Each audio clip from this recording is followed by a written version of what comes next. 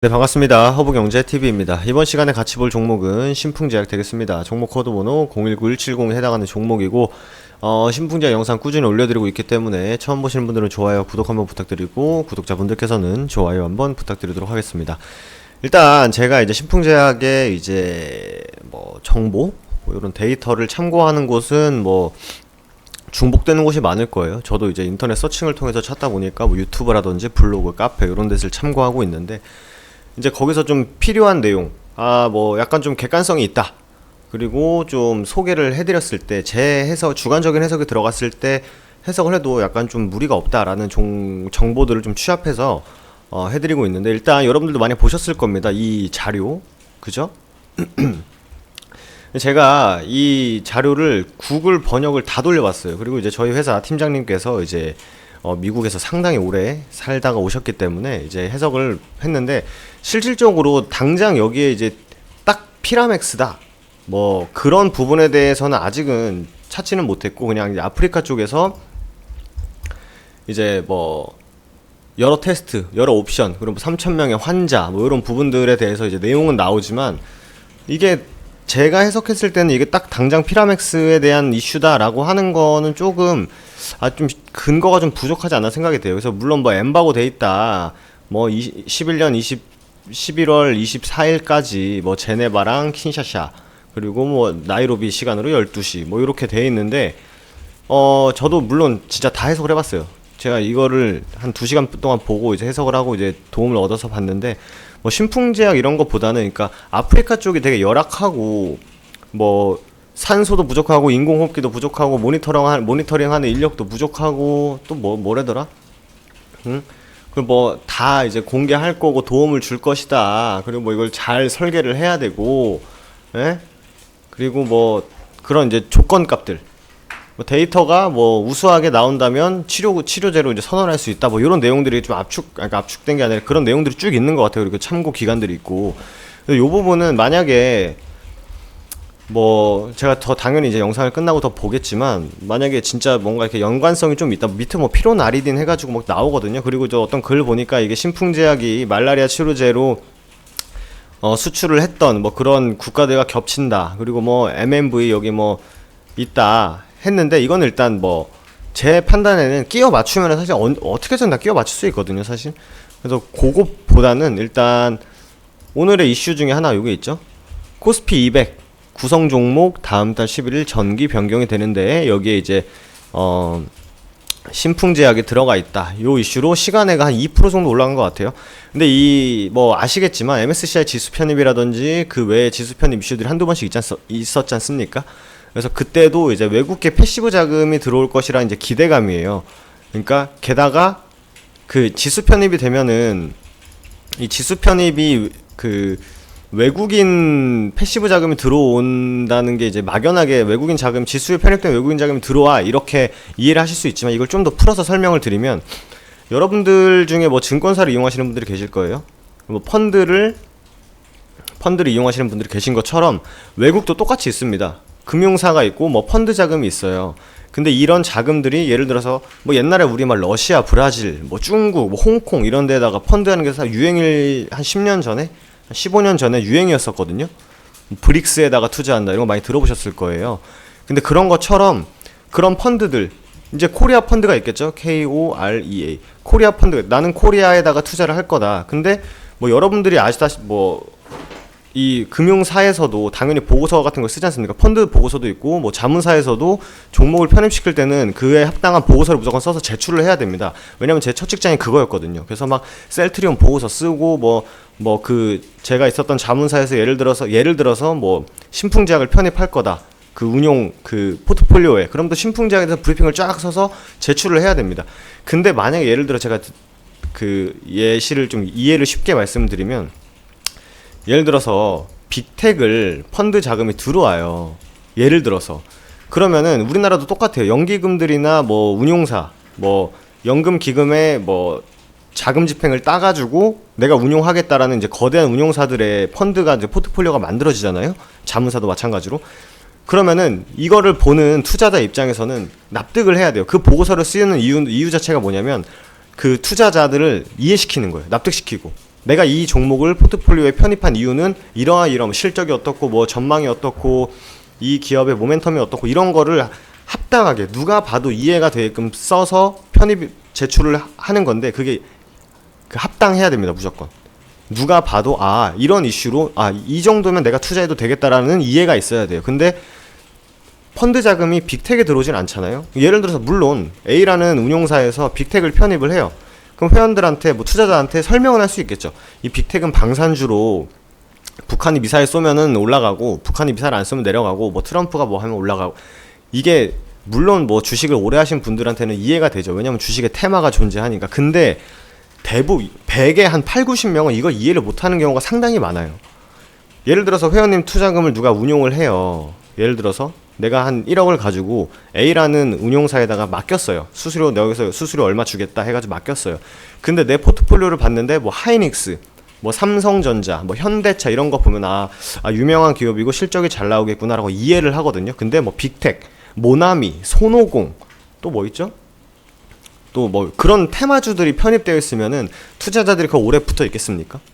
네, 그렇기 때문에 이런 펀드 자금들이 들어온다고 이해하시면 돼요. 그러니까 물론 이 코스피 200 지수, 코스닥 뭐 150 지수에 외국계 자금이 들어올 때 100%, 100에 100 모두 다 수급주, 우량주로 들어오는 건 아니지만 이해가 되는 종목에 들어오는 거거든요. 그러니까 그만큼 신풍제약에 들어갔다는 것은 남한테 나를 믿고 투자하는 사람들한테 내가 충분히 설명 가능한 종목이다라는 게 어떻게 보면 그런 이슈입니다. 사실 이 지수 편입이라는 게. 그래서 삼성전자 막 올라가면 지수 올라가죠. 그리고 오늘 같은 경우에 셀트리온 막 올라가니까 지수 올라가죠. 셀트리온 빠지니까 지수 빠지죠. 그러니까 그런 패시브 외국인 진짜 실제 외국인 기관들의 자금이 들락날락 하는 겁니다. 그만큼 지수에 영향을 미치는 종목들이라는 거죠. 시총이 큰 종목. 백날 빅텍이 점상 간다고 해서 지수 올라갑니까? 백날 모나미가 점상 간다고 해서 지수 올라가나요? 안 올라가죠. 왜냐면 여기는 진짜 우리가 익히 알고 있는 그냥 세력, 주포들의 자금이고 실질적으로 돈, 엄청난 자금 그리고 시간 투자, 돈 투자가 가능한 자금들이 들어오는 게 바로 이 지수에 편입되는 종목들입니다. 시젠도 그랬고요. 뭐 알테오젠도 그랬고요. 그래서 그렇게 이해를 해주시면 돼요. 그러니까 여기 지수에 편입되는 게 단순히 좋아. 그냥 뭐 그렇게 이해하셔도 되지만 이 속내는 제가 지금 방금 열변을 토하면서 말씀드린 그 6분간 말씀드린 게 내포되어 있다고 보시면 돼요. 그러니까 실질적으로 외국계 펀드에서 이 종목을 살지 안 살지는 모르겠지만 그 걔네들의 눈 안에 들어왔다라고 이해를 하시면 돼요.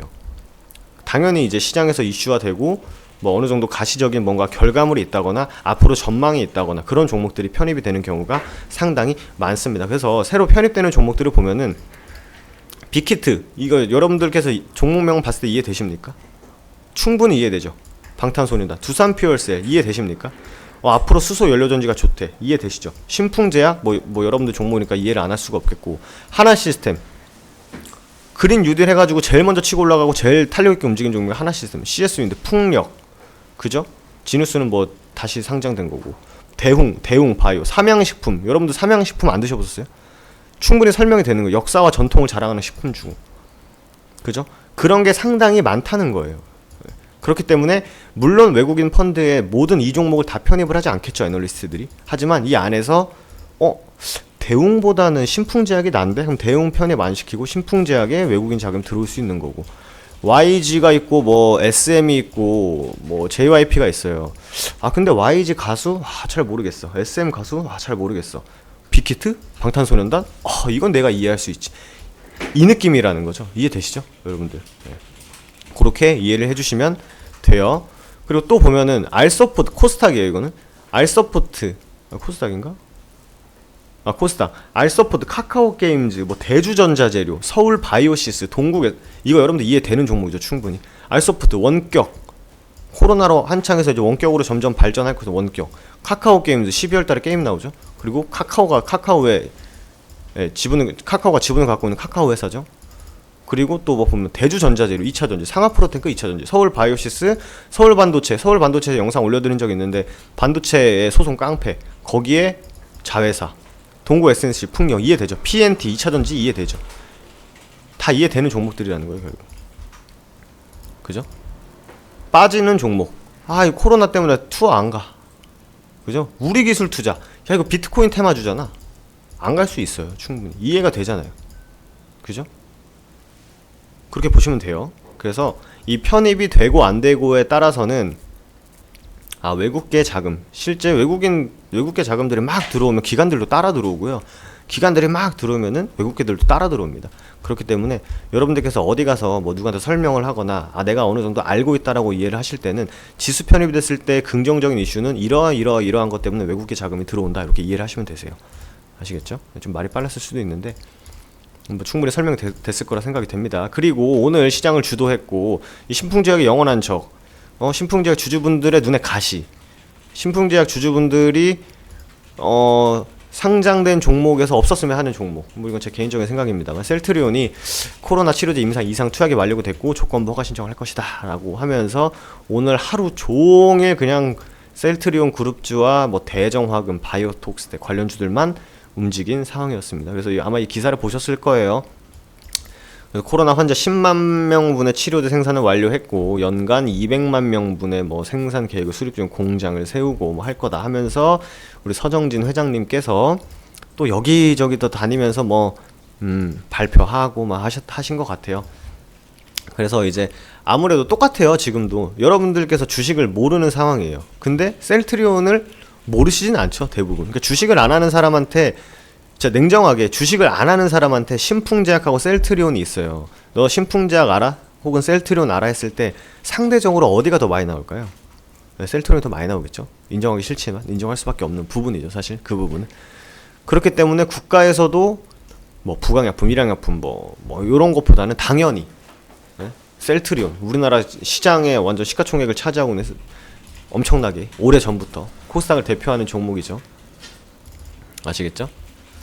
네, 그렇게 보시면 될 것 같아요. 그래서 지금 이제 결과물이 어떻게 나올지는 사실 모르지만 셀트리온이 아무래도 시장의 중심에 있는 것 같아요. 오늘로서만 보면.